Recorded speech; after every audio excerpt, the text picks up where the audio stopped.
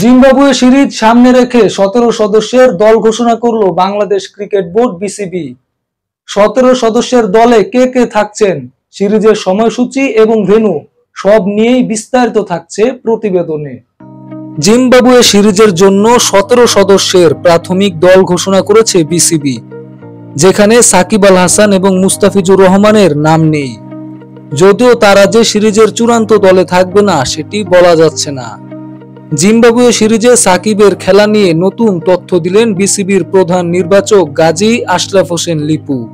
অন্যদিকে এই সিরিজ দিয়ে দীর্ঘদিন পর জাতীয় দলের ক্যাম্পে ফিরেছেন পেস অলরাউন্ডার মোহাম্মদ সাইফুদ্দিন। মঙ্গলবার গণমাধ্যমের মুখোমুখি হন লিপু। সেখানে তিনি জানান জিম্বাবুয়ে সিরিজের প্রথম দিকে সাকিবের না খেলা নিয়ে। ওই সময় সাবেক এই টাইগার অধিনায়ক শেখ জামাল ধানমন্ডি ক্লাবের হয়ে খেলবেন ডিপিএল। পরবর্তীতে জিম্বাবুয়ে সিরিজের শেষ দিকে সাকিব খেলবেন বলে নিশ্চিত করেছেন লিপু।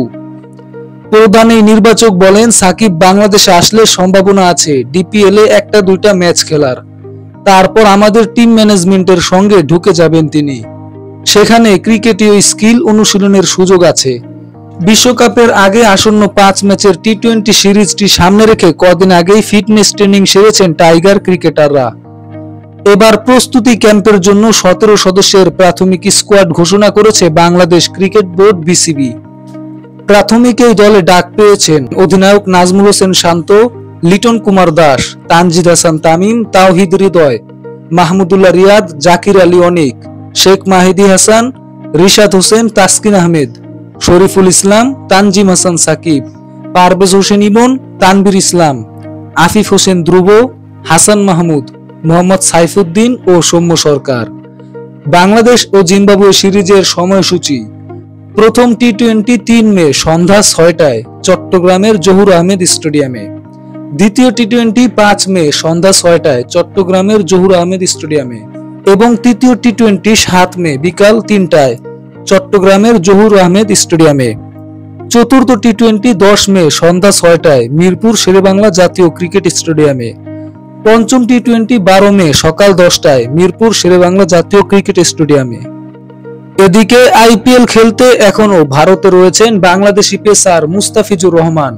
তবে চেন্নাই সুপার কিংসের হয়ে আর বেশি দিন খেলতে পারবেন না তিনি, কারণ ঘরের মাঠে আসন্ন জিম্বাবুয়ে সিরিজের জন্য মুস্তাফিজকে 1 মে পর্যন্ত অনাপত্তিপত্র এনওসি দিয়েছে বিসিবি। এরপরই তিনি দেশে ফিরবেন।